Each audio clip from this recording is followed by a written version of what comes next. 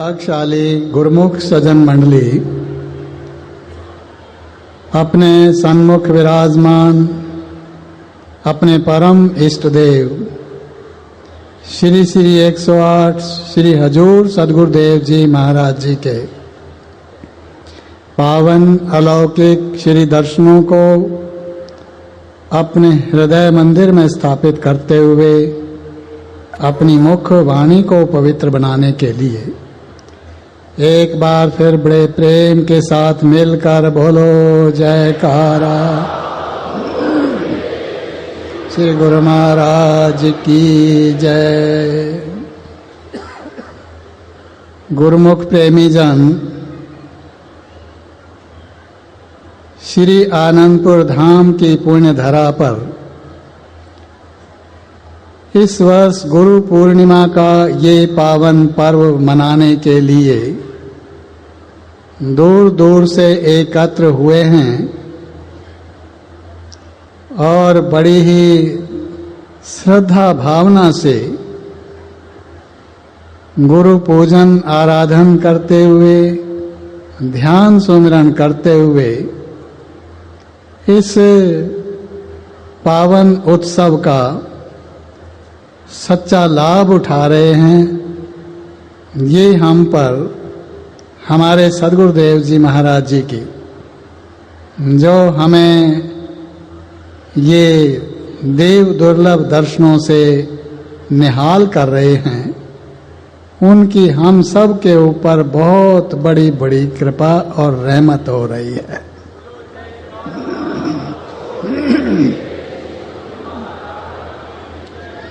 वाणियों में वर्णन आता है कि गुरु सेवा जुग चारे होई, पूरा जन कार कमावे कोई। अखुट नाम धन हर तोट न होई, एथे सदा सुख दर शोभा होई। ऐ मन मेरे भरम न कीजै, गुरुमुखी सेवा अमृत रस पीजय। सतगुरु से वहीं से महापुरख संसारे, आप उधरे कुल सगल निस्तारे। ये वर्णन है वाणी में।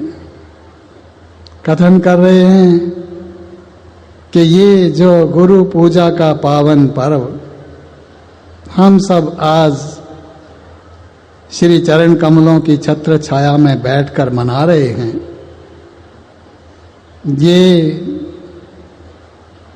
केवल आज का पर्व नहीं है। कहते हैं ये गुरु सेवा पूजा जुग चारे हुई, चारों युगों में होती आई है। सतयुग में भी, त्रेता युग में भी, द्वापर युग में भी और अभी कलयुग में भी। और जो बहुत उच्च कोटि की संस्कारी रूहें होती हैं, जिनके पूर्व जन्मों के पूर्वले संस्कार होते हैं, उत्तम कमाई होती है,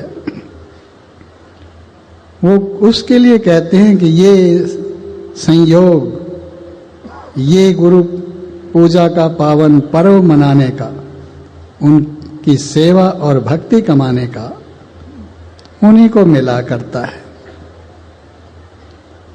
तो क्या मिलता है? श्री गुरु चरणों में पहुंचकर या गुरु पूर्णिमा पावन पर्व मनाने पर उसके लिए कहते हैं कि एक बहुत बड़ी दुर्लभ दात है जो कहीं और नहीं मिला करती, वो इस जीव को मिलती है। कौन सी दात है? कहते हैं अखुट नाम धन हर तोट न होई। वो जो सच्चे नाम का धन है, वो अखुट खजाना है। और कहाँ पे रखा हुआ है? हमारे अंतर हृदय में ही, बाहर नहीं है। बाहर तो हम उसको भूल करके भटक रहे हैं। लेकिन सदगुरु मिले तो ये राज खुले। तो महापुरुष कृपा करते हैं कि अज्ञान तिमिरांधस्य ज्ञानांजन शलाकया चक्षुरुन्मीलितम येन तस्मै श्री गुरुवे नमः। जब गुरुमुख सेवक जन इस अखुट नाम धन को प्राप्त करते हैं, जो दोनों लोकों में सुख देने वाला है, शांति प्रदान करने वाला है, ऐसा ये सच्चा धन है। देखो संसार का झूठा धन तो केवल यहां पर थोड़ी सी झूठी खुशी देता है, आरजी खुशी देता है। लेकिन ये जो धन है, ये जो नाम का खजाना है, जो श्री सद्गुरुदेव जी हमारे हृदय के अंदर ही खोल रहे हैं, हमारी आंखें बंद हैं, जो हमें वो दृष्टिगोचर नहीं हो रहा है, अपने ही अंदर रखा हुआ वो खजाना, उस कुदरत का रखा हुआ। तो उसके लिए कहते हैं कि अज्ञान से मेरे नेत्र बंद थे। जिसने भी ये खजाना पाया, उन्होंने ये अनुभव किया कि मेरे अज्ञानता के जो नेत्र थे वो बंद थे। मैं श्री सद्गुरुदेव जी महाराज जी के चरण कमलों में आया, उन्होंने मुझ पर कृपा की और मेरी आंखों में सच्चे ज्ञान का सुरमा डाल दिया। मेरी जो बंद आंखें थी, जो कुछ देख नहीं पा रही थी, वो देखने लग गई। और क्या देखा कि मैं तो ऐसे ही भटक रहा था, स्थान स्थान पर भटके। अब भटकते भटकते इस पावन श्री दरबार में पहुंचे, तो जैसे ही यहाँ पहुंचे उस खजाने की परख पहचान हुई, तो फिर उसके हृदय से ये वचन निकलते हैं कि मैं ऐसे श्री सद्गुरुदेव जी महाराज जी को, जिन्होंने मेरे अंतर हृदय के पट खोल करके, मेरी आंखें खोल करके मेरा खजाना मुझे प्रकट कर दिया, मैं उनको नमन करता हूँ।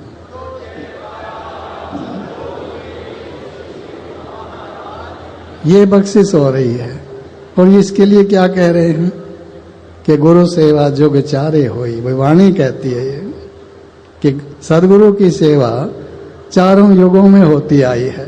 सतयुग में भी हुई, त्रेता युग में हमारे सन्मुख इतिहास भरे हुए हैं। भगवान राम जी, भगवान श्री कृष्ण जी, जो 3 लोक के धनी थे, 3 लोक के मालिक थे और अवतार लेकर के आए, उनके लिए भी कहते हैं कि राम कृष्ण से को बड़ा तिन्हु तो गुरु कीन, 3 लोक के वे धनी गुरु आगे आधीन। त्रेता युग में भगवान राम जी प्रकट हुए, अवतारी पुरुष थे। उन्होंने भी ये लीला रची, स्वयं सर्वज्ञ होते हुए भी, पर ब्रह्म का अवतार होते हुए भी वो गुरु चरणों में आए, गुरु वशिष्ठ जी के चरण कमलों में पहुंचे।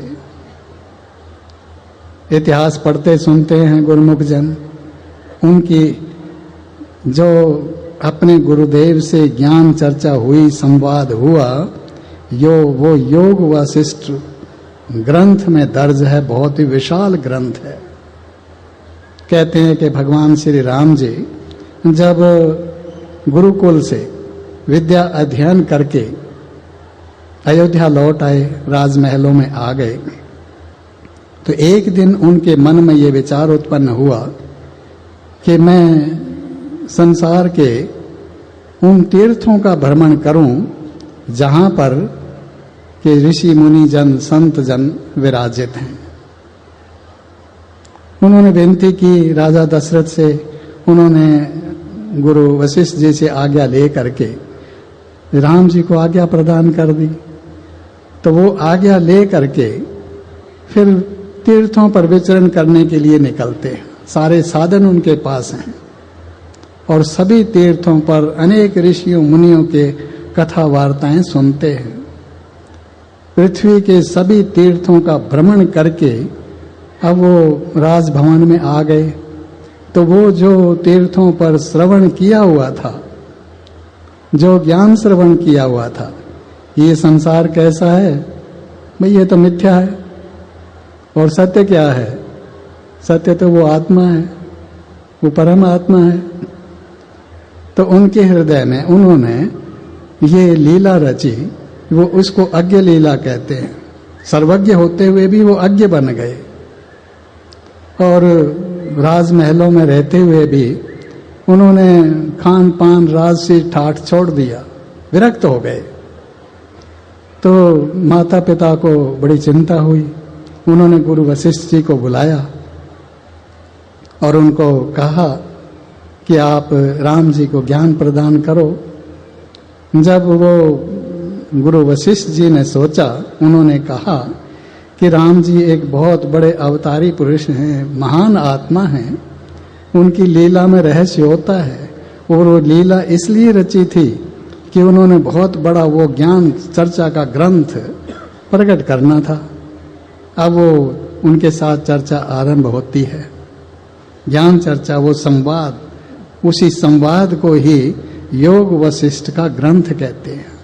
भगवान उनसे पूछते हैं कि प्रभु को हम अस्मि, मैं कौन हूं, किम वास्तविकम स्वरूपम मम, मेरा स्वरूप क्या है, आप मुझे बतलाइए। तो ये वार्ता होती है। भगवान वशिष्ठ जी भी उन पर कृपा करके, और ऋषि मुनि जन सब तपस्वी सब एकत्र हो जाते हैं इस सभा के अंदर, और ये बहुत समय तक ये उनकी चर्चा चली है। तो उन्होंने ज्ञान उपदेश किया है। ऐसे ही भगवान श्री कृष्ण जी भी हुए, उन्होंने भी गुरु की शरण ली। इसीलिए कहते हैं कि राम कृष्ण से को बड़ा, देखो कोई उनसे बड़ा कौन होगा भला। उन्होंने भी ये परंपरा जारी की है, गुरु परंपरा जारी की है, उसकी मर्यादा को कायम रखा है हमारे लिए। तो हम गुरुमुख जन भी बहुत ही सौभाग्यशाली हैं जो कि अपने सदगुरुदेव जी महाराज जी के श्री चरणार बिंदों में पहुंचे हैं और गुरु पूर्णिमा का पावन पर्व मनाने के लिए आए हैं। और पहले से ही हमारे सदगुरुदेव जी महाराज जी ने इस कलयुग में भी उसी गुरु परंपरा को जारी रखते हुए श्री परमहंस दयाल जी महाराज जी ने धुरधाम से परब्रह्म का रूप होकर के उस संत रूप में अपने आप को प्रकट किया, और आज भी हमारे सन्मुख बैठे हुए विराजमान होकर हमें अपने श्री दर्शनों से निहाल कर रहे हैं।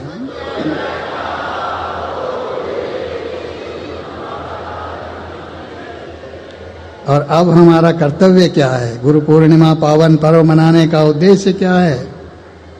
हमें क्या करना चाहिए? हमारा कर्म कर्तव्य क्या है? हमारा धर्म क्या है? गुरु महाराज जी की शरणागति में आए, चरणों में आए, तो उन्होंने सब गुरुमुखों के लिए ये श्री आज्ञा जारी की है इस समय कलयुग में कि आप अपना कल्याण चाहते हो तो क्या करो? श्री आरती, पूजा, सत्संग, सेवा, सुमिरन और ध्यान श्रद्धा सहित जो पालन करे निश्चय होए कल्याण। तो महापुरुषों ने तो हम पर कृपा कर दी है, हम उनकी शरणागति में आए हैं और उन्होंने हम पर ये कृपा कर दी है, अपनी शरणागति में ले लिया है, और उसके साथ ही हमारे लिए श्री आज्ञा भी जारी कर दी है कि भी आप अपना कल्याण चाहते हो, अपनी आत्मा का परम आनंद प्रकट करना चाहते हो, वो खजाना प्रकट करना चाहते हो, तो अब समय है, बहुत दुर्लभ समय है, बहुत उत्तम समय है, श्रेष्ठ समय है, एक एक श्वास कीमती है इसका, इसलिए अब इससे पूरा पूरा लाभ उठा लो। कैसे लाभ उठाएंगे? ये तो महापुरुषों ने बड़ी कृपा कर दी है हम पर।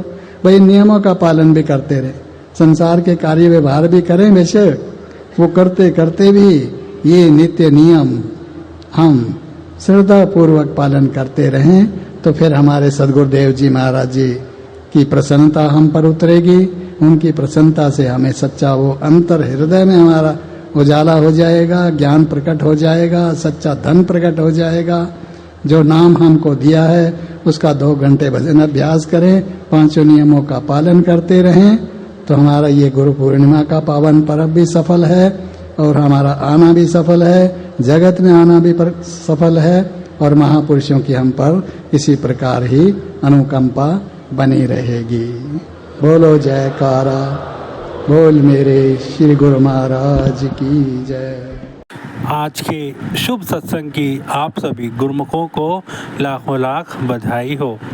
सदगुरु पूजा आज का दिव्य सत्संग परम पूजनीय महात्मा जी द्वारा विशाल सत्संग भवन से श्री गुरु महाराज जी की श्री हजूरी में बोल जयकारा बोल मेरे श्री गुरु महाराज की जय। श्री आनंदपुर वासी भगवान की जय।